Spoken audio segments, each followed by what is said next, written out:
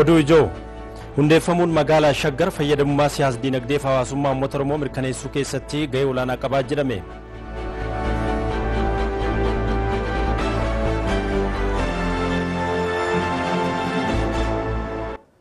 Naannoo Oromiyaatti lammiileen miiliyoona 4,300 ol gargaarsa kan barbaadan ta'u pirezidaantii ittaanaan mootummaa naannoo Oromiyaa akkam jirtu kabajamtoota daawwattoota keenya televezyiinii Itoophiyaa sagantaa afaan Oromoo irraa oduu galgala kanaa waliin Taaddasaa Tarrafaati hanga xumuraatti ni hordofaa.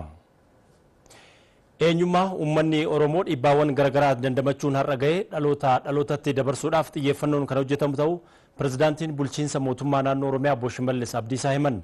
Hundeeffamuun magaalaa Shaggar fayyadamummaa siyaasaa dinagdee fi hawaasummaa uummataa mirkaneessuu keessatti shoora olaanaa kan qabu ta'us dubbatanii jiru. Bal'ina oduu kanaatiif Taammina Girmaa. Tajaajila si'ataa kennuun fayyadamummaa uummataa mirkaneessuu kaayeffachuun lafa kaaree meetira 1,100 fi 60,000 irratti kutaalee bulchiinsa magaalaa 12 fi aanaalee 36 of jalatti hammachuun kan hundaa'e bulchiinsi magaalaa Shaggar ifatti hojii eegaleera.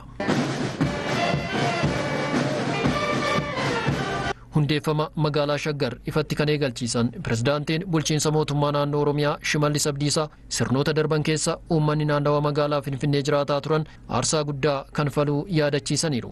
Eenyummaa uummanni Oromoo dhiibbawwan garaagaraa damdamachuun har'aan ga'e dhalootaa dhalootatti dabarsuu qofa osoo hin taane fayyadamummaa siyaasaa dinagdee fi hawaasummaa sabichaa mirkaneessuuf xiyyeeffannoon kan hojjetamu ta'uu dubbataniiru. Waggoottan darban iddoo qonnaan bulaan keenyatti miidhamu, iddoo qe'ee irraa buqqa'u, iddoo aadaaf duudhaan safuunsaatti cabu ta'aa turee jira.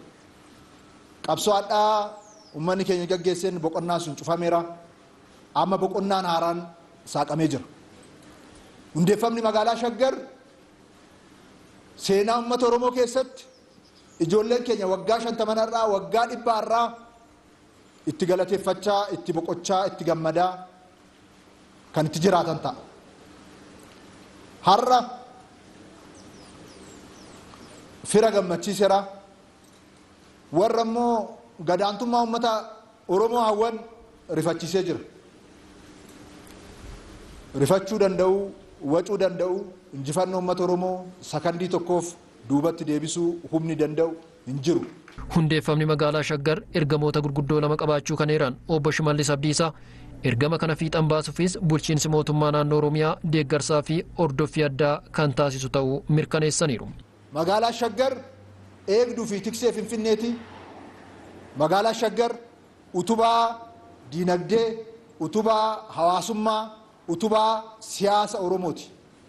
Kana ta'uudhaan tajaajila.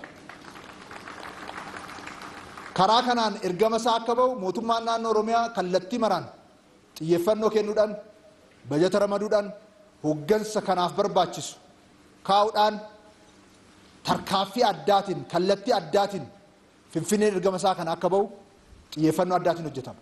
Seenaa darbeerraa barachaa carraa argametti fayyadamuun hiyyummaa fi duubatti hafummaa injifachuuf cichoominaan hojjechuun murteessaa ta'us Obbo Shimallis Abdiisaa dhaamaniiru. Seenaa fi miidhama kaleessaa kan kaasnuuf akka gadoo fi muufii kaleessaa keessa akka jiraannuufi miti.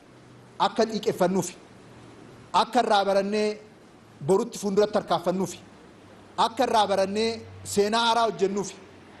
Akka irraa barannee dogoggorri kaleessaa, kufaatiin kaleessaa sun akka nutti hin deebine akka goonuufi. Kanaaf xiiqeffannee warra seenaa haaraa lafa kaa'u akka taanuuf, akka jabaannee hojjennuuf adaraa isiniin jechuun barbaada. Tajaajila si'ataa kennuun carraa hojii, dagaagina ogummaa fi teeknooloojii babal'isuun irraa fayyadamuun kaayyoowwan gurguddoo hundeeffama magaalaa Shaggar keessaa muraasa ta'uu kan himan ammoo sadarkaa pirezidaantii itti aanatti kantiibaa bulchiinsa magaalaa Shaggar Dr. Tashoomaa Adunyaati. Mana maree hundeessuurraa eegalee hojiiwwan garaagaraa hojjetamaa akka turanii fi rakkoo mana jireenyaa furuu fi olaantummaa seeraa kabachiisuun dhimmoota xiyyeeffannoo addaatiin irratti hojjetamaa jiran ta'uu ibsaniiru. Kutaa magaalaa haaraa torba duraan 5 jiru torba haaraa hundeessuu karaa hojiitti akka galan go'uu ramadii hooggantootaa fi hojjettoota gaggeessuu mana maree magaalaa hundeessuu hubannoo waa'ee barbaachisummaa magaalaa qaamota ilaaluuf ibsuu karoora waggaa 10 fi waggaa 5 qopheessuu kana qofa miti structural plan yookiin spatial plan kan magaalaa qopheessuu ture.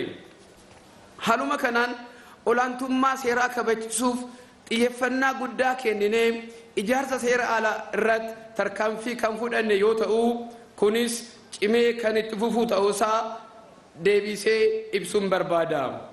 Tarkaanfii kana wajjin mana jireenyaa rakkoo isaa hiikuuf sagantaa gurguddaa sadarkaa magaalaatti kan qophaa'e ta'uusaa ibsuun barbaada.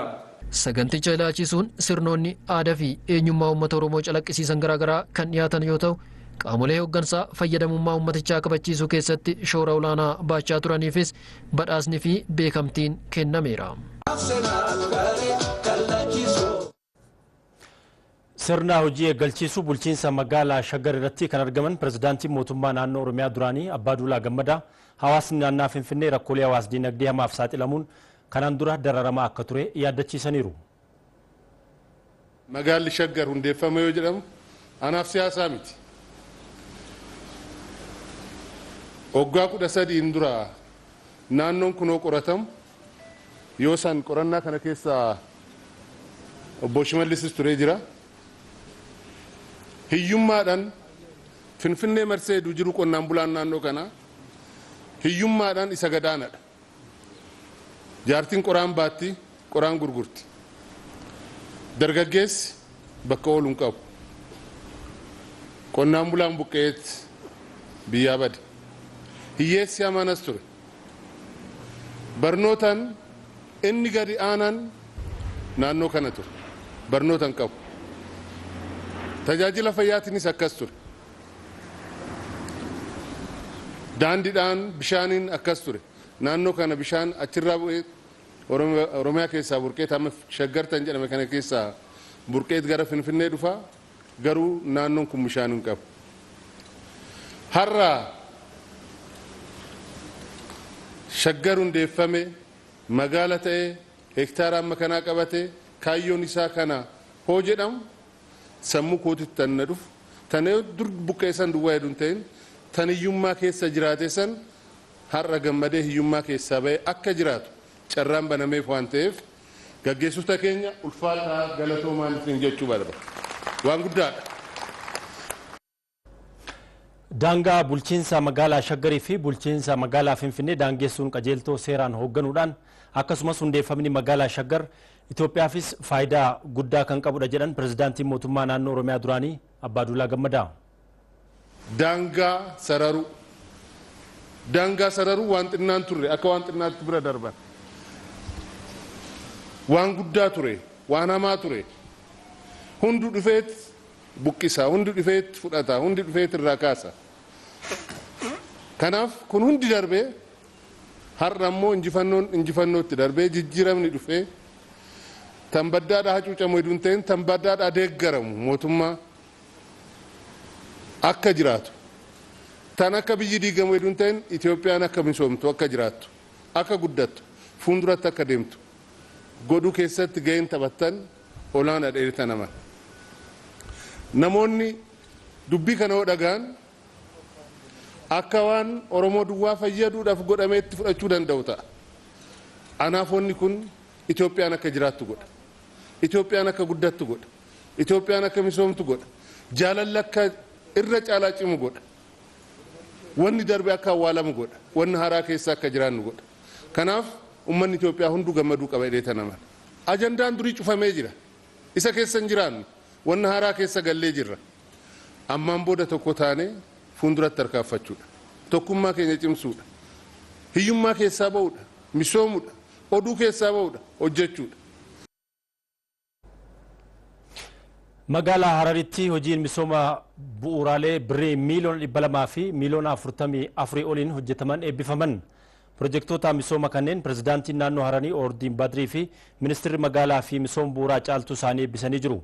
Bulchiinsi naannichaa fayyadamummaa uummataa mirkaneessuuf hojii hedduu hojjetaa kan jiru ta'uu pirezidaantiin naannichaa dubbatamanii jiru.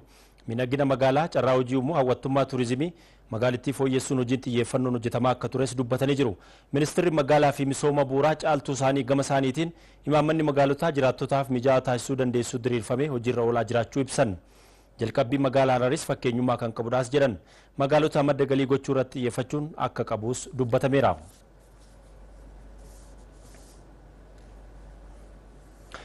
Daawwattoota keenya dhimma kanarratti istiidiyoo keenya magaalaa Harariraatti keessummaa kan qabannee jirudha. Obbo Ismaa'eel Yuusuf jedhamu hojii gaggeessaa mana qopheessaa bulchiinsa naannoo Harariiti. Kallattiin istiidiyoo keenyarraatti argamanii jiru. Hello obbo Ismaa'eel yoo isinitti dhagahame gama waliin gahinsa misoomaalee bu'uuraa gaaffiin jiraattonni magaalaa Hararii gaafatan hagam hojiin hojjetamaa jira kan jedhu kanneen kana nuu kaasa. Galatooma anis carraa istiidiyoo sirnaa fannitanii haala jiru ibsuu irratti waan naaf eertaniif. Akkuma beekamu biyyi teenya eega hoogganaa jijjiiramaatiin hoogganuu eegalteen booda gaafiin uummataa kallattii hundaan gaafii diinagdee, gaafii hawaasummaa, gaafiin siyaasaa karaa qulqullinaa fi hunda bira geesse yoo danda'uun haalli hojjetamaa jiru ni jira. Akka naannoo keenyaattis hojiileen akka biyyaatti mul'anni akka biyyaatti qabanne galmi irra geeyyannee qabanne hojiin naannoon hojjennu kun walitti hidhameeti jijjiirama akka biyyaatti yenoo sanarra nu geessa. Haaluma kanaan durarraa eegalee xiyyeeffannaan guddaan akkuma mootummaa naannichaatti kenname rakkoon piroojeektii hojii wal qabatee jiru rakkoon gaafii uummataa gaafiin bu'uuraalee misoomaa naannoo kana keessatti qaban gaafii bal'aati ture. Kana furuudhaan durarraa jalqabee karoorraa jalqabee xiyyeeffannaan guddaan itti kennameeti ture. Bajeta bara 2015 mirkanaa'e kana keessatti mana maddisiis dhiyaatee dhibbeentaan 50 fi takka hojiilee piroojeektiif akka oolu. Dhibbeentaan 49 hojiilee idileetiif akka hojjetamu xiyyeeffannaa guddaa durarraa keetii kan itti kenname. Kana keessatti piroojeektiileen keessaa'uu buleeyyii ta'an akka xumuraman piroojeektii haaree immoo karaa qulqullina qabuu fi karaa yeroo isaa eeggateen akka xumuramuu qabutti xiyyeeffannaan guddaan itti kennameeti hojjetamaati ture. Haaluma kanaan kaleessas piroojeektiin eebbifne piroojeektii 6 kan ta'an gaafii hawaasaa yeroo adda addaatti ta'aa turani. Piroojeektiileen kun karaa qulqullina qabuun karaa qindoomina qabuun haalli itti hojjetamee itti xumuramee ni jira. Kana keessaan daandii asfaaltii hojii wal qabatee iddoo aanaa Shankoora irratti kan hojjetame. Daandiin kun rakkoo hamaati ture iddoo sanarratti karaa baay'ee dhiphataa ta'e makiinaa konkolaataa rakkoo adda addaatiif balaa akka saaxilaa ture. Kana bira kutee immoo daandii lafa deemtotaa kan qabne ifaa daandii kan qabne gaafii akkasii ture gaafii hawaasaa yeroo dheeraa waan tureef wantoonni xiyyeeffannaan guddaan itti kennamee asfaaltiin kun dheerinni isaa kiiloomeetira 1.4 kan ta'u bal'ina immoo meetira 9 kan ta'u karaa ittiin xumurameetu jira. Kana wajjin wal qabatee lammaffaan immoo ifaa daandii lafa deemtotaatis akkasumatti xumurameetu jira. Daandiin kun karaa lachuutiinuu bal'inni isaa meetira 3 kan ta'e kaaree 9,327 kan qabu karaa hojiilee magariisaa achi keessatti iddoo teessumaa iddoo harafaafata hawaasni itti taa'u kan qabu karaa saniin haalli itti xumuramee ni jira. Kana wajjin wal qabatee ifaan daandii immoo ammayyaa kan ta'e iddoo sanarratti waliin kan xumuramee ni jira. Inni sadaffaa giddugala dargaggoo bifa ammayyaatiin kan ijaaramee jira jechuudha. Giddugalli kun fakkeenya kan ta'uu danda'u iddoo biraatiif illee akka fakkeenyaatti ta'uu danda'u haalli itti raawwatamee ni jira. Kaayyoon akka mootummaa biyyaattis akka naannoo keenyaattis dhala ijaaruudha inni guddaan jechuudha. Dhala giddugala godhatee gaafiin hundinuu akkaataatti dhala ijaaru biyya keenya ceesisuu akka danda'u kan ammoo dargaggeessi ba'aan guddoon biyya tana fuulduratti fufsiisu waliigala badhaadhina biyya keenyaa mirkaneessuudhaaf gaheen dargaggoota laayyootti kan laalamu miti. Dargaggeessis gaafii adda addaa qaba waan ta'eef kana karaa waa hundeef keessaa qabu akkaataatti aartii keessatti jiru. Hawaasummaa piroojeektii as keessatti hojjetame wajjin wal qabatee waan hawaasni asii qabuutu jira jechuudha. Isa san akkamitti giddugala san keessatti dargaggeessi fayya qabeessa ta'uu danda'u. Dargaggeessi fayya qabeessi immoo biyya kana akkamitti yaada bareedaa yaada biyya kana ceesisuu danda'u burqisuu danda'a kan jiru irratti gahee guddaa qaba waan taateef iddoo sanarratti bifa aartii qabuun indoor geem kan of keessaa qabu outdoor keessaa kan qabu hojiinsaa bifa qulqullina qabuun akkaataan itti xumuramee jira. Piroojeektiin kun indi xumuramee kaayyoo ijaaramee saniif hojiirra qabuu danda'a waan ta'eef jecha keessaa piroojeektiin UIDP yennuu kana wajjin wal qabatee qaamni dhimmi ilaallatu hojii kanaaf akka fudhatee hojiirra ooluu danda'u. Kaayyoo ijaaramee saniif akka hojiirra ooluu danda'amu qaama biiroo dhimma dubartootaaf daa'immanii wajjin walii qindaa'aatti turre. Kunammoo hojiitti yeroo gabaabaa keessatti akka itti galu akka piroojeektiin kun xumurameen dhaabbanni godhuudhaaf bifa qindaa'aa qabuun haalli itti hojjetamee ni jira. Inni biraa immoo mana jireenyaa waliinii barsiiftoota kattiin xumuramee wanni ta'e ni jira. Kun rakkoo gaafii mana jireenyaa barsiiftoonni yeroo adda addaa gaafataniitu jira. Saniif gaafii saniif deebi'aa kan kennu jechuudha. Gama biraatiin immoo manni barnootaa kan ijaarame ni jira. Manni barnootaa kun keessaa kaarooleen barnoota ammayyaa haaree amma jalqabame kana hojii wal qabsiisee bu'uuraalee misoomaa keessaa hojiilee bu'uuraalee misoomaa hawaasummaatti hojii wal qabatee gahee guddaa kan gumaachu waan ta'eef akkaataa waliigalaatti piroojeektiileen kun baasii birrii miliyoona 240 kan hojjetame jechuudha. Saniif gaaffileen kun hojiilee bu'uuraalee misoomaa hojjetame kun gaafii uummataa yeroo adda addaatiin gaafii dargaggeessaa hawaasa hunda kan hammate jechuudha. Gaafii barsiiftootaa, gaafii barattootaa, gaafii dargaggootaa, ifin gaafii hawaasa hundaa of keessaa kan qabu waan ta'eef sadarkaa san irratti saalee xumurame ni jira. Guddaa galatoomaa haala kanaan deemuu dandeenya jechuudha. Ayyee obbo Ismaa'eel Yusuf guddaa galatoomaa xumura irratti mee turizimiidhaan beekamti magaalaan Harar bu'uuraalee misoomaa kun faayidaa hagam qabu gama biraatiin immoo aanaaleen naannoo Hararii jala jiran uummanni Oromoo kan keessa jiraatu baay'inaatiin aanaaleen magaalaa Hararitti marsanii jiran hedduudha. Hanqina bishaan dhugaatii fi bu'uuraalee misoomaa hedduudhaan baay'een isaanii aanaaleen kun rakkoo akka qaban beekamaadha. Gama kanaan naannoon keessan furuudhaaf maal hojjetaa jira kan jedhu otoo yaada nuu kennitanii. Rakkoo hawwata turizimii wajjin wal qabatee magaalaan teenya magaalaa nageenyaa magaalaa wandandeessaa fi magaalaa waliin jireenyaa magaalaa taate hambaa gola addunyaa UNESCO irratti kan galmoofte isiin kun magaalaa hawwattuu turizimiif akka taatu magaalaa miidhagina hawaasa as keessa jiraatuufis nama keessa daldaluufis hundaafuu magaalaa mijooytuu akka taatu hojiin bal'aan hojjetamaatti ture. Keessaa naannoo Jogolaatti hojii wal qabatee hojiileen bal'aan magariisaa hojii wal qabatee yeroo gabaabaa keessatti kan eebbifnee turres ni jira. Magariisa hunda of keessaa qabu jechuudha. Turizimiif hawwataa kan ta'e hojiin guddaan iddoo sanarratti haalli irratti hojjetamee ni jira. Ifaaleen daandii Jogola keessaas wal qabatee naannoo Jogolaa irratti kan hojjetame daandiin lafa uummaas akkasumatti bifa sadarkaa isaa eeggateen kan hojjetame ni jira. Kana hojii wal qabatee hojiileen guddaan xiyyeeffannaatti kennamee jiru akkuma magaalaa giddugala diinagdee akka oomishtu giddugala diinagdee akka taatu godhamu irratti magaalaaleen yeroo gabaabaa keessatti gama misoomaatti akka galu istiraakcharaal pilaaniin mana mariitiin mirkanaa'ee jiru ni jira akka naannoo keenyaatti. Istiraakcharaal pilaaniin kun magaalaalee haaree duraan baadiyyaa turte akkaataa isin iskeech pilaaniidhaan pilaaniin akka itti guddachuu dandeessu itti karoorfamee irratti hojjetamaatti jira. Kana wajjin wal qabatee rakkooleen bu'uuraalee misoomaa gaafiin yeroo adda addaatti ifaa wajjin wal qabatee bishaan wajjin wal qabatee haa'u ni jira. Xiyyeeffannaan guddaan itti kenname akkuma harreef ibsuuf yaaletti bishaan wajjin wal qabatee keessaa'u aanaa Erar irratti piroojeektiileen gurguddaan bishaan dachii jala akkatti qotamaa jiru ni jira. Kun rakkoo guddaa mana barnootaa baadiyyaa keessa jiranis hawaasaaf illee haalli itti dhaabsisuu dandeenyu. Parsantaa hedduudhaan kan ta'u bajan akka naannootti ramadamee hojiin hojjetamaa jira. Walumaa yeroo gabaabaa keessatti xumuramee hawaasaaf tajaajila kennuun ni danda'a jechuudha.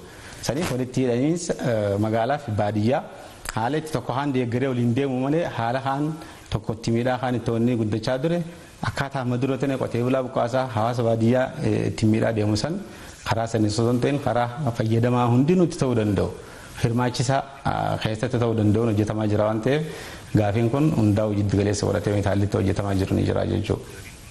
Hayyee guddaa galatoomaa hojii gaggeessaa mana qopheessaa mootummaa naannoo Hararii obbo Ismaa'eel Yusuf toora bilbilaa keenya irratti argamtanii yaada nu qooddaniif guddaa galatoomaa turtii gaarii. Daawwattoota keenya gara oduutti nutti darbaam. Bulchiinsi magaalaa Finfinnee lammiilee godina Booranaatti hongeen miidhamaniif deeggarsa birrii miiliyoona 100 fi miiliyoona 2 gumaacheera. Deeggarsi kun abbootii qabeenyaa magaalittiitti argamanii kutaalee hawaasaa garaagaraa irraati kan walitti qabame ta'uun ibsamee jira. Bulchiinsi magaalaa Finfinnee kanaan duras deeggarsa garaagaraa gochaa turuu isaas yaadachiisee jira. Abbootiin qabeenyaa fi kutaaleen hawaasaa deeggarsicha arjoomuu irratti hirmaatanis bulchiinsa magaalittii galateeffatanii jiru.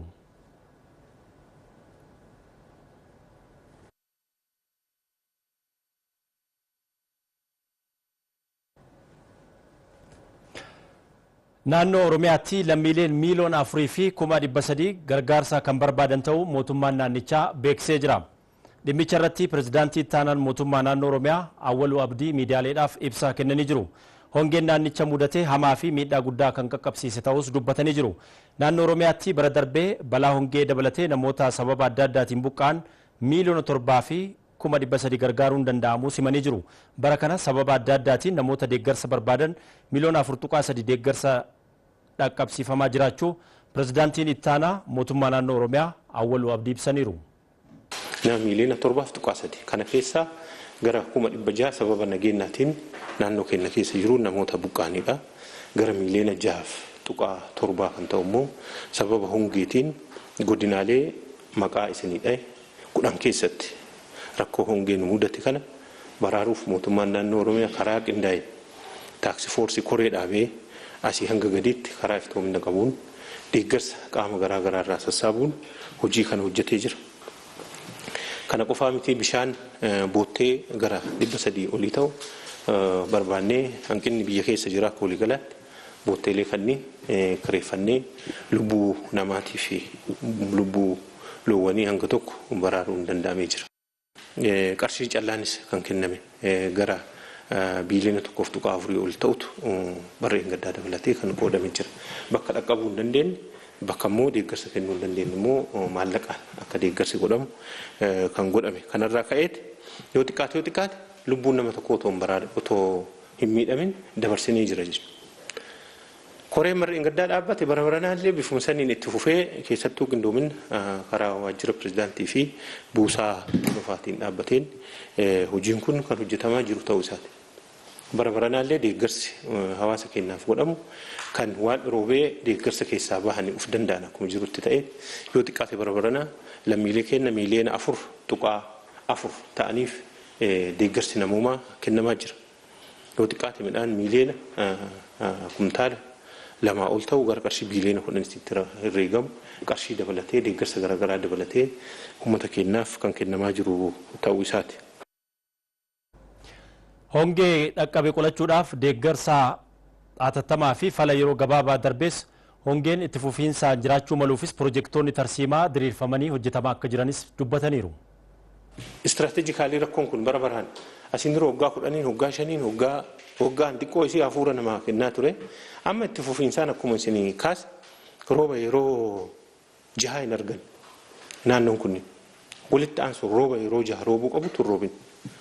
Kanarraa kan ka'e kana hiikuuf mootummaan naannoo Oromiyaa tarsiimoo hongee ittiin qolachuu dandeenyu jedhee waan 5 tokko baasee irratti hojjechaa jira. Kanaaf bu'uuraan rakkoo kana hiikuuf misooma bishaanii irratti xiyyeeffannee hojii keenya hojjechaa jira. Misooma bishaanii keessaa piroojeektii Finnaa jennee hidha xixiqqaa yookaan jiddu galeessaa kan jennuun yoo xiqqaate kiiloomeetira 4-5-10 akkana bishaan hammachuu kan danda'u hidha 14 Boorana qofa keessatti hojjetamee jira. Akka Oromiyaatti gara 72 calqabnee gara 56 xumuraa jira. Maaliif hongee kana teenneetuma eeguun nurra hin jiraatu. Karaa tarsiimoo ta'een bishaan keenya sassaabnee yeroo bishaan roobu sassaabnee yeroo bishaan hin jirretti fayyadamuu qabna jennee barreen gaddaa roobni waan hin jirreef 14 kan xumurama keessaa 2 guutamee ture. Tokko haga yeroo dhiyeennaa kana itti fayyadamaa turanii tokko ammas tajaajila kennaa jira jechuudha.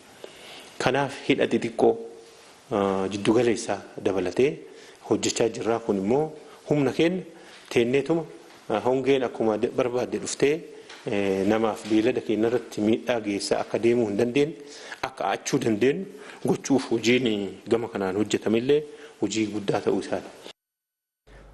Mootummaan hongee mudatee miidhaa lammiilee irra gahu hir'isuudhaafis carraaqqii olaanaa taasisaa jiraachuu kan eeran pirezidaantiin ittaanaa mootummaa naannichaa hongee uumame akka meeshaa siyaasaatti fayyadamuun garuu sirrii miti jedhan. As keessatti kan daldalachuu barbaadu as keessaa immoo harki tokko hattummaallee dabalatee waan jiruuf kan hambisuuf karaa iftoomina qabuun koreen waajjira pirezidaantii irraa dhaabbatee hanga gadiitti hojii kan hojjechaa jiru ta'uu isaa carraa kanaan kaasuuf. Inni sadaffaa mootummaan fi uummanni rakkoo kana bu'uuraan hiikuuf hojii kana otoo hojjechaa jiru warri qotiyyoon dhale jedhee odeessaalee fi gabaasa sobaa geggeessutu jira. warri immoo hongee akka meeshaa siyaasaatti fayyadamantu jira. Warri kaleessa Oromoo jibban warri Oromoo arguun barbaanne hadha Oromoof waan naan fakkaatee Oromoof dhaqqabnaa ka'aa jedhaa duula akkasii warri geggeessu jira. Kanaaf isa dhiisanii karaa kamiinuu gochi akkanaa oduun akkanaa fudhatama kan hin qabne ta'uu carraa kanaan ibsuu barbaanna. Lammaffaa suuraalee garaagaraa kan biyya Keeniyaa kan biyya Jibuutii Sumaalee kan rakkoo hongeetiin wal qabatee biyya biraatti uumame fakkeessanii as fiduuf hojii sosochii siyaasa kassare carraa kanaan bayyanachiisuuf warri dhamaantu jira. Carraa kanaan kun dhimma fudhatama hin qabne ta'uu isaa beektanii asirraa akka sassaabdan harka keessan sassaabattan kan jiru mootummaan naannoo Oromiyaa carraa kanaan ibsuu barbaada. Deeggarsi taasifamu kamiyyuu karaa buusaa gonfaa Oromiyaa fi karaa baankilee biiroo pirezidaantii mootummaa naannoo Oromiyaatiin beekamtii qabaniin qofa akka ta'u pirezidaantiin ittaanaa naannichaa waamicha dhiyeessuu isaanii riippoortarri keenya Teediroos Tolaa gabaaseera. Oduu biraatiin seektarri geejjibaa keessatti dhiibbaa qaamolee garaagaraa hawaasa irra gahu hambisuuf teekinooloojii fayyadamuun murteessaa ta'uu ministeerri geejjibaa fi loojistiikii hubachiiseera. Ministeerichi qaamolee qooda fudhattoota waliin raawwii hojii ji'a 6 magaalaa Hawaasaatti gamaggamee jira. Olaanaa Addissaa dabalata qaba. Ministeerri geejjibaa fi loojistiikii raawwii hojii ji'oottan 6 kan bara 2015 bakka hooggantoonni biiroolee kan naannoo bulchiinsa magaalaa fi seektaroonni itti waamamtoonni isaanii ministeerichaaf ta'e argamanitti magaalaa Hawaasaatti gamaaggameera. Raawwii ministeerichaa kan ji'oottan 6 darbanii kan dhiyeessan ministeerichatti itti gaafatamtuun adeemsa hojii aadde Askaalee Taklee ji'oottan 6 darbanitti hojiin gama ministeerichaatiin raawwatame bu'aa jajjabeessaan akka biyyaa fi addunyaatti kan irratti argame ta'uu isaa ibsani. Caalmaattis garuu dhimmoonni xiyyeeffannoo barbaadan akka jiran kaasuudhaan በዓለም አቀፍ ደረጃ ሲቪል አቪዬሽናችን ወደ ከ193 ሀገራት የላቀ አፈጻጸም በዚህ በሴፍቲ ኦዲቱ በማግኘቷ sadarkaa idil addunyaatti daandiin bala'iinsa qilleensa keenyaa biyyoota 193 keessaa raawwii gaarii qabaachuun badhaafamteetti. Imaammanni ashaaraa magariisaas raga'eera. Kunis dinagdee magariisaa fi faayidaa guddaa kan qabudha. Balaa tiraafikaa hir'isuun buufata konkolaataa ammayyeessuu sadarkaa isaanii ol guddisuu fi lakkoofsaan dabaluun dhimmoota xiyyeeffannoon irratti hojjetamuu qabanidha. Abbootii qabeenyaas hirmaachisuun ni hojjenna. Raawwii hojii ji'oottan 6 kanaan ejensiin geejjibaa Oromiyaa muuxannoowwan gama geejjibaatiin qabu naannolee kanneen birootiifis qoodee jira. Keessumattuu teekinooloojii fi adeemsa tajaajila hawaasaa saffisiisuu keessatti hojiin eegalame jajjabeessaa ta'uun isaas akka muuxannootti kaafameera. Kanaan dura gargaaraadhaaf konkolaachisaadha maallaqa harkatti kafalchiisaa yookaan ammoo itti dabalaa taarifa mootummaan baasee ol uummata rakkisaa kan turan. Rakkoo kana keessaa bahuudhaaf yeroo amman kana dhaabbata dijitaala sooftiweerii haaraa diivilooppii godhe tokko wajjin walii gallee namni maamilaan gaafa buufata keessaa bahu nagahee muratee akka bahu. Namoonni sararaan koompitara tokko qabatanii taa'u namni hiriira dhaqee taarifa sanii nagahee isaa muratee seena sanaa ol namni kafalchiisuu hin danda'u jechuudha. Hojii kana magaalaa Adaamaa, Shaashamanneedhaa fi godina Arsii Lixaa Dodolaa keessa eegallee jirra. Magaalonni sadii ammoo itti dabalataan karoorsanii jira. Kana bakka hundattuu babal'ifnee komii uummanni taarifa dabaluun taarifa seeraa alaa dabaluudhaan deemu hir'isuu qabnaannee hojii gaarii akka muuxannootti naannoleen biraallee fudhachuu qaban jenneetiin kan hojjennu.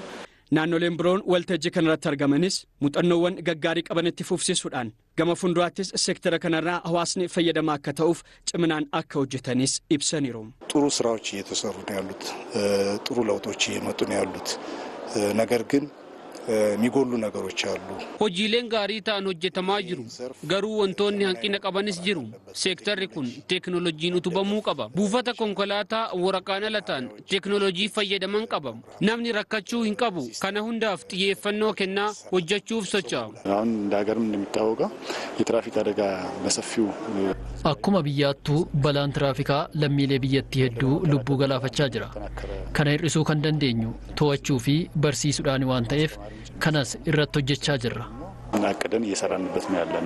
Mootummaan waan kamiyyuu caala fayyadamummaa hawaasaatiif dursa kennaa kan jedhan ministeera geejjibaa fi loojistiikii Dr. Alamuu Simee naannoleen hunduu dhimma kanarratti xiyyeeffatanii hojjechuun akka irra jiraatus ibsaniiru.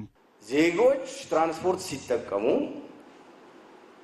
ስብናቸው ሳይዋረድ ሳይንገላቱ lammiileen yeroo geejjiba fayyadaman kabajni isaanii osoo hin sarbamin miidhaa hin malleef osoo hin saaxilamin osoo hin saamamin bakka barbaadan akka gahan taasisuu jechuudha. Kabaja lammiilee jechuun mootummaanis kan irratti hojjetu. Kanaafis nuti kana eeguu fi eegsisuudhaaf dirqama qabna. Kanarrattis hojjechuun murteessaadha. ቢሮ የዜጎች ክብር ማለት ያ ነው። በብልጽግና ፕሮግራም ላይ የተጻፈው የዜጎች ክብር ማለት ያ ነው። Ji'oottan jahan fuulduraa keessattis caalmaatti dhimmoota hawaasa fayyadamoo taasisan irratti xiyyeeffatamuudhaan hojjetamu akka qabuu fi inni kunis bu'aa lakkaa'amu ta'uun akka irra jiraatu Dr. Alamuu Simeen hubachiisaniiru. በሚታይ መልኩ እኔ የሚቀጥለው 6 ወራት ወይ ሰኔ ወይ ሐምሌ ስንገናኝ በሚታይ መልኩ ji'oottan jahan dhufan keessatti raawwii ilaaluudhaaf yeroo wal arginu hangana adabnaa akkas goonee jechuu irra darbee kana gochuu keenyaan lammiileen fayyadamuu isaanii taarifa sirriin hawaasni tajaajilamuu isaa mirkaneessuu qabna. Hooggantoonni biirootis kana hordofuu qabdu. Nutis finfinneedhaaf xiyyeeffannoo ni kennina. የሚለውን ነው ማየት ያለብን። ይሄንን የቢሮ ኃላፊዎች በየክልላቸው ይሄንን እዩ። በየክልላቸው ፎከስ ትልቅ ከተማ እኛ አዲስ አበባ ላይ ትኩረት አድርገን እንሰራለን. xumurarrattis naannoleen kunneen naannolee ollaa waliif ta'an wajjiniin sanada walii galtee waliin isaan hojjisiisuu danda'us waliif mallatteessaniiru. Ministeerri maallaqaa Ahmed Shidee ministeera maallaqaa Chaayinaa Liu Kun waliin mari'atan. Ministeeronni lamaan walta'iinsa dinagdee biyyoota lamaanii haala caalaatti cimsuun danda'amu irratti mari'atan. Carraaqqii Itoophiyaan hiyyummaa jalaa ba'uuf taasisaa jirtu Chaayinaan deeggarsa olaanaa gochaa jiraachuu ministeerri maallaqaa Ahmed Shidee ibsanii jiru. Ministeerri maallaqaa Chaayinaa Liu Kun gama isaaniitiin waliigalteen dinagdee Itoophiyaa fi Chaayinaa yeroodhaa gara yerootti cimaa dhufuu dubbatan. Chaayinaan yeroo gabaabaa keessatti lammiilee miiliyoona 800 hiyyummaa keessaa baasuu kan eeran ministerichi muuxannoo biyya isaanii kana Itoophiyaafis barnoota akka ta'u eeraniiru.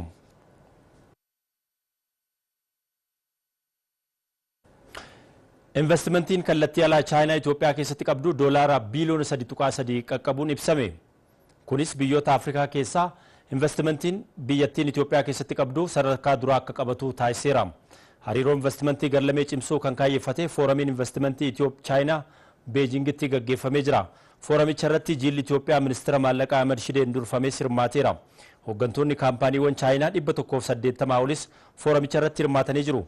Komishinarri Komishinii Investimentii Itoophiyaa Lalisee Namee carraawwan investimentii Itoophiyaan qabdu fooramicha irratti dhiyeessanii jiru. Hariiroon obbolummaa biyyoota lamaanii hojii investimentii caalaatti akka cimsu hojjetamuu qabaas jedhameera.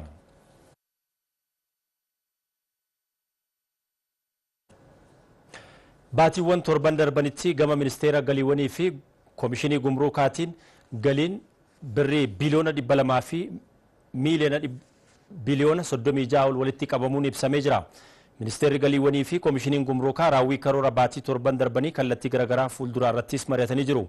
Baatiiwwan torban darbanitti galiin birrii biliyoona 200 fi biliyoona 36.93 walitti qabamuun eeramee jira. Galii walitti qabame kana bara darbee yeroo wal fakkaataa yoo madaalamu caalmaa birrii biliyoona 62 qabaachuu ministeerri galii Aynaalam Nugusee himanii jiru. Bara bajataa kanatti gibira biyya keessaarraa birriin biliyoona 200 fi biliyoona 66 gibira daldala alaarraati. Birriin biliyoona 100 fi biliyoona 83.3 walumaa galatti birriin biliyoona 400 fi biliyoona 50 walitti qabuuf karoorfamee hojjetamaa jiraachuus ibsaniiru.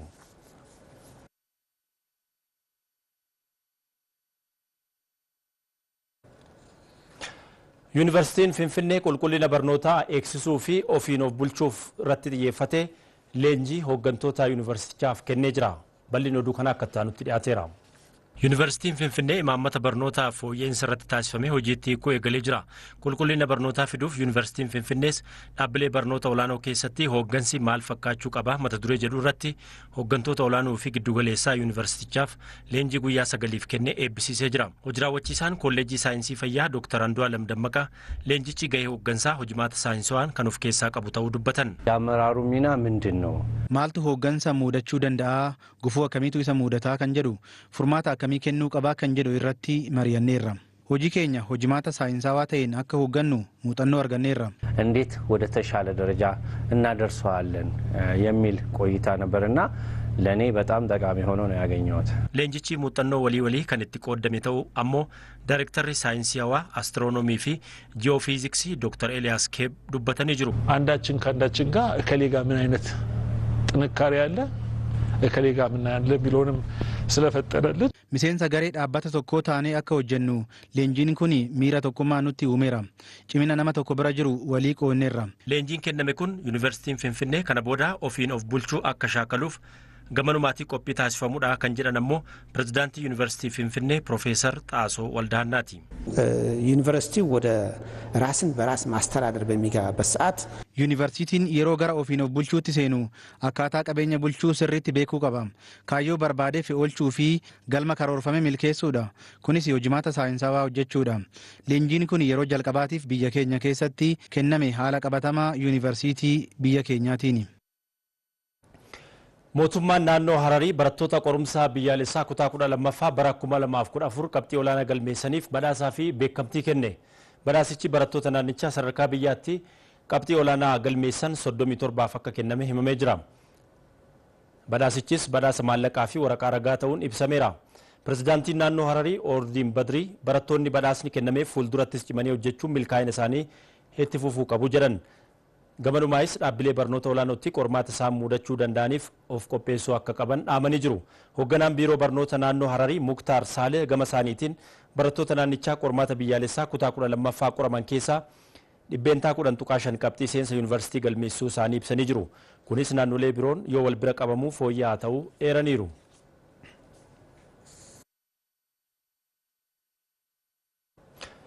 Bulchiinsa magaalaa Roobeetti barattoota mana barnoota sadarkaa lammaffaa Roobee qabxii seensa yuunivarsiitii olaanaa bara kanaa biyyattii galmeessaniif beekamtiin kennameera. Sagantaa beekamtii kanaanis badhaasa maallaqaa fi meeshaalee barnootaa kennamee jira. Kantiibaan magaalaa Roobee Nagaatuu Mootummaa qulqullina barnootaa mirkaneessuu keessatti qaamoleen qooda fudhattootaa gahee isaanii ba'uu akka qaban eeranii jiru. Barattoota barnoota isaaniif xiyyeeffannoon laachuu abdii egeree biyyaa akka ta'anis dhaamaniiru. Barattoonni qabxii olaanaa galmeessan beekamtii fi badhaasa argatanis yeroo itti ciminaan hojjechuun abdii egeree biyyaa ta'uuf kan hojjetan ta'uu dubbatanii jiru. Gabaasni kan waajjira koominikeeshinii bulchiinsa magaalaa Roobeeti.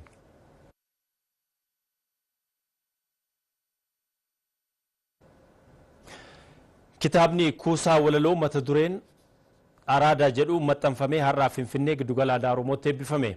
Kitaabichi waloo Abboomaa Margaatiin barreeffamuun dubbistootaaf dhiyaateera. Kitaabni kuusaa waloo mata duree Araadaa jedhu maxxanfame kun qabiyyeewwan amantii, aadaa, duudhaaf jaalalaa kan of keessatti hammate ta'uun ibsamee jira. Waloon kitaabichaa kalaqa mataa isaa fayyadamuun aartii Oromoof gumaacha sirna eebbaa kanarratti ibsee jira. Waltajjii eebbaa kitaabichaa irratti walaloon kuusaa walalichaa keessaa filatamee bifa tiyaatiraatiin dhiyaateera jechuun riippoortarri keenya Ababaa Gabbisaa gabaasteetti. Oduuwwan maddeen biyya alaarraa arganitti wayita dabarru lammiileen Sudaan waraana kutaa Daarfuur tureen qe'ee isaanii irraa buqqaan ammas qe'ee isaaniitti deebi'uudhaaf sodaa qabaachuu isaanii ibsanii jiru. Waliigalteen nageenyaa Juubaa lammiilee wabii nageenyaa akka kennamu abdatamus waliigaltichi sirnaatiin hojiirra oolaa akka hin jirre himamee jira. Muzayyimmaammaa dabalata qaba. Waraanni Daarfuur akka lakkoofsa Awurooppaa bara 2003 ture tarkaanfii gareeleen hidhattoota Daarfuur lama mootummaan Suudaan naannichaaf xiyyeeffannoo kennaa hin jiruu fi hidhattoota sanyiin Arabaan irratti hidhachiisaa jiraadhaan buufata humna qilleensaa Daarfuur kaabaa Faashar to'achuun fudhataniin eegalameen gareeleen hidhattootaa kunneen tarkaanfii fudhataniin xayyaarota torba yoo barbadeessan mootummaan Suudaan Umar al-Bashiriin hoogganames tarkaanfii deebii fudhateen xayyaarota waraanaa fi humna hidhataa Jaanjaawir jedhamu fayyadamuun gandoota Daarfuur gareelee hidhattootaa kanneen ni deeggaru jedhe hundarratti rasaasaa fi boombii roobse. Akka ragaan dhaabbata mootummoota gamtoomanii mul'isutti waraana kanaan lubbuun lammiilee 300,000 olii yoo darbu miliyoona 2 ol kanneen ta'an immoo qe'ee fi qabeenya isaanii dhiisanii baqachuuf dirqamanii jiru. Gandoota Daarfuur kaabaa yeroo sanatti waraanichaan barbadaa'an keessaa Omkashiroon tokko yoo taatu Umar Adamis namoota waraanichaan manni jireenyaa jalaa barbadaa'uun baqachuuf dirqaman keessaa tokko. Namoonni konkolaattota meeshaalee waraanaa fe'an 6 farda gaala yaabbachuun dhufan ganda keenya barbadeessuu eegalan. Namoota sajjeessan sana booda akkuma ganda keenya barbadeessaniin qabeenya fi loowwan keenya fudhatanii deeman. Nutis gaara irra baaneeti kan lubbuu keenya oolfanne. Daarfur keessa saboonni akka Fuur, Zaagaawaa fi Masaaliit jedhaman hedduminaan kan jiraatan yoo ta'u, dhaabbanni mootummoota gamtoomanii tarkaanfii mootummaa Umar al-Bashiiriin fudhatame kana gocha sanyii balleessuu ittiin jechuun kan yaadatamudha. Lammiilee Suudaan waraanichaan qe'ee isaanii irraa baqatan deebisuudhaaf akka lakkoofsa Awurooppaa bara 2020 mootummaa Suudaanii fi gareelee hidhattoota Daarfur gidduutti waliigalteen kan mallatteeffame yoo ta'u, waliigaltichaan lammiilee sababa waraanaatiin miidhamaniif beenyaa kanfaluu dabalatee dhimmoonni biroo hammatamee jira. Namoonni sababa waraanichaan qe'ee isaanii irraa buqqa'uun da'oo yeroo keessa jiran raawwii waliigaltichaa eegaa jiranis qe'ee isaanii itti deebi'uuf fedhii qabaatanis dhimmi nageenyaa kan isaan yaaddessu ta'uu dubbatu. Namoonni nu ajjeesanii fi qe'ee keenya barbadeessan hanga ammaatti achuma jiru. Hanga ammaatti hidhatanii jiru. Eegumsi nuuf taasifamu malee da'oo yeroo kana keessaa bahuu hin dandeenyu. Lammiilee gara qe'ee isaaniitti deebi'uu barbaadaniif eegumsi ni taasifamaa kan jedhan immoo bulchaa Daarfur Kaabaa Nimir Abdurrahmaani. Waliigaltee nageenyaa Juubatiin buqqaatonni gara qe'ee isaaniitti deebi'uu akka qaban waliigalameera. Kana malees yeroo gara qe'ee isaanii ganamaatti deebi'an humni nageenya isaanii tiksu akka hundaa'uuf waliigalameera. Namoonni waraanichaan qe'ee isaanii irraa buqqa'an hedduun deebi'uu barbaadanis haalli nageenyaa naannawicha jiru kan isaan yaaddessu ta'uudha kan ibsame. Yeroo dhiyoottis walitti bu'iinsi qomoowwanii Daarfuritti uumame lubbuu lammiilee galaafateera. Gabaasicha qindeessuudhaaf Aljaziiraa fi BBC wabeeffanne. Filannoo Naayijeeriyaatti kaleessa gaggeeffamaa ooleen booda lakkoofsi sagalee eegalamee jira. Lammiileen sagalee kennuuf ba'anis hedduu ta'uun himameera. Keessattuu dargaggoonni biyyattii sagalee kennuuf fedhii olaanaa akka agarsiisan himameera. Hanqinni dhiyeessii loojistikii kutaalee tokko tokkotti adeemsa sagalee kennuu akka lafarraa harkisees himame. Iddoo tokko tokkotti ammoo gareeleen hidhataan dhukaasaa banuun saanduqa filannoo hatuuf akka yaalan ibsameera. Caalmaatti garuu filannichi nagaan akka gaggeeffame koomishiniin filannoo Naayijeeriyaa beekseera. Lakkoofsa sagalee gaggeeffameen buufataa filannootti firiin filannichaa ibsamaas jira. Firiiwwan buufataalee filannootti ibsaman gara magaalaa muummee biyyattii Abujaatti ergamanii booda bu'aa waliigalaa kibxata dhufuu ibsamuu akka danda'u Aljaziiraan gabaaseera.